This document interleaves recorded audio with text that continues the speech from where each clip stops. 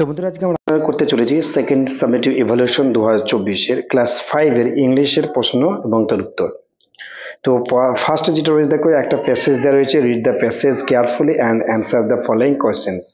এই প্যাসেজটা পড়তে হবে দ্য ক্লেভার মাঙ্কি থেকে, এবং সেখান থেকে কিছু প্রশ্ন করা হয়েছে, তার যথোপযুক্ত অ্যান্সার দিতে হবে। তো আশা রাখছি এই প্যাসেজটা তোমরা পড়ে নিয়েছো। ওকে, তো জাস্ট আমরা এখানে অ্যান্সারগুলো করব এবং প্যাসেজের কোথায় রয়েছে সেখান থেকে আমরা তুলব। ওকে, সেটা দেখিয়ে দেবো। তো ফার্স্ট ওয়ান যেটা রয়েছে, দেখো যে কমপ্লিট দ্য ফলোয়িং সেন্টেন্সেস, অর্থাৎ এখানে যে এ বি সি তিনটে কোয়েশ্চেন দেওয়া রয়েছে, তার কিছু অংশ ফাঁকা রয়েছে। এই যে ফাঁকা অংশটা আমাদের উপযুক্ত যে অংশ, অর্থাৎ এই প্যাসেজ থেকে নিয়ে আমাদেরকে সেটা পূরণ করতে হবে। ওকে, তো দেখে নিই প্রথমে কি আছে, ওয়ান্স আপন এ টাইম। তো দেখো ওয়ান্স আপন এ টাইম এই ওয়ার্ডটা আমাদেরকে এই প্যাসেজের মধ্যে কোথায় আছে সেটা বার করতে হবে। ঠিক সেই জায়গায় অ্যান্সারটা রয়েছে। তার ফার্স্ট রয়েছে, দেখো যে ওয়ান্স আপন এ টাইম, অর্থাৎ এই পর্যন্ত দেওয়া রয়েছে, আমাদেরকে তুলতে হবে এই একদম ফুল স্টপ পর্যন্ত। ঠিক আছে, তাহলে এখান থেকে লিখতে হবে there lived a monkey on the bank of a river. Okay, তাহলে আমাদেরকে শূন্যস্থানে এই অংশটা লিখতে হবে।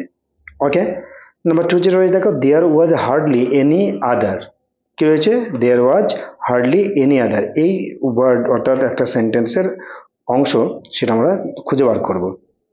তো এখানে দেখা দেওয়া আছে দেয়ার ওয়াজ হার্ডলি এনি আদার, এই এনি আদার পর্যন্ত দেওয়া আছে, বাকি অংশটা লিখতে হবে কি এনিমেল দেয়ার, এটু লিখলে হবে।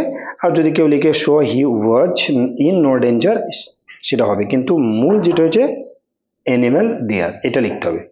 নাম্বার সি রয়েছে, দেখো যে at a distance from the bank, অর্থাৎ নদীর তীরবর্তী থেকে একটু দূরে, এই ওয়ার্ডটা আমরা এই সেন্টেন্সটা দেখবো। ওকে, সেন্টেন্স একটা অংশ, একদম সেন্টেন্স নয়। কি দেখলাম, at a distance from the bank. Okay, তো এখানে রয়েছে দেখি, এই দেখো যে at a distance from the bank, এই পর্যন্ত এখানে দেওয়া রয়েছে, বাক্য অংশ লিখতে হবে। কি লিখতে হবে, there was a huge rock in the river, এটু লিখলেই কমপ্লিট। তাহলে এখানে আমাদের 4.5 নম্বর কমপ্লিট হবে।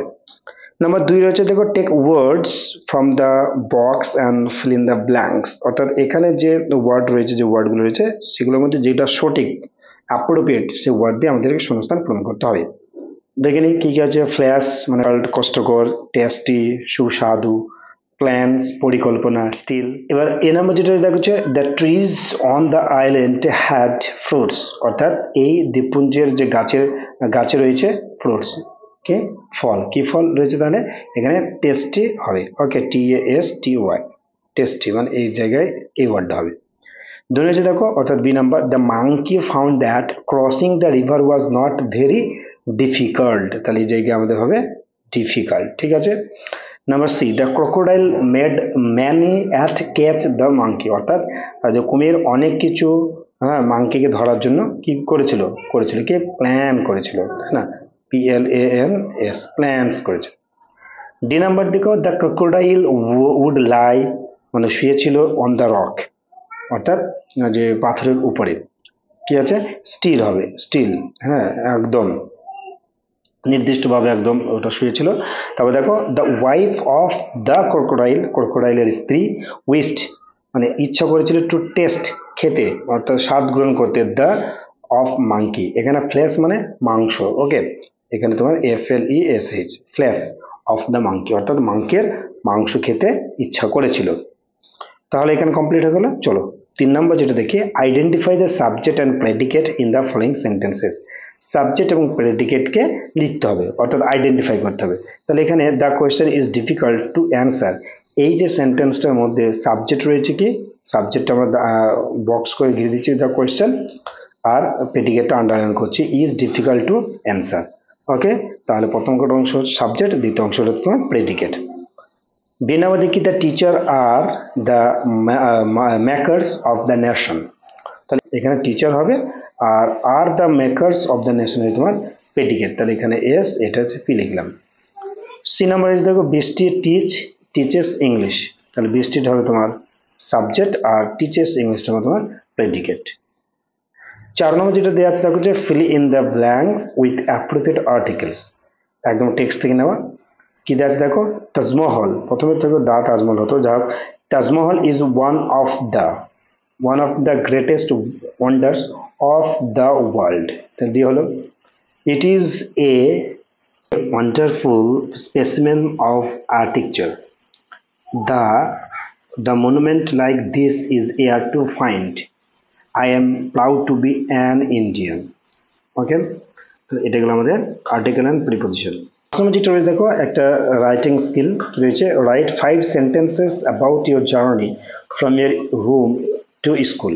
অর্থাৎ তোমার স্কুল থেকে তোমার বাড়ি থেকে স্কুল যাওয়ার যে জার্নি, তোমার ভ্রমণ বা যাতায়াত, এইটা সম্পর্কে 5টা বাক্য লিখতে হবে। You can use the following hints. এখানে যে হিন্টস দেওয়া আছে এইগুলা কে অনুসরণ করে। কি আছে? Distance between home and school, অর্থাৎ স্কুল এবং তোমার বাড়ির মধ্যে দূরত্ব কত। মোডস অফ ট্রাভেলিং, কিসের করে তুমি স্কুলে যাও এবং আসো। ইম্পর্টেন্ট ল্যান্ডমার্কস, যাতায়াতের ক্ষেত্রে তুমি কি গুরুত্বপূর্ণ ল্যান্ডমার্ক দেখতে পাও। Things you see in the course of your journey, অর্থাৎ যাতায়াতের সময় আর কি কি জিনিস দেখতে পাও। The most exciting part of your journey, আর এই যে জার্নির ক্ষেত্রে, যাতায়াতের ক্ষেত্রে তোমার সবথেকে গুরুত্বপূর্ণ পার্টটা কি সেই সম্পর্কে এইটার ওপর 5টা সেন্টেন্স লিখতে হবে। শুরু করে একটা টাইটেল দিবে, এখানে টাইটেল কথা বলা নেই, তবু একটা দিবে। কি লিখবে?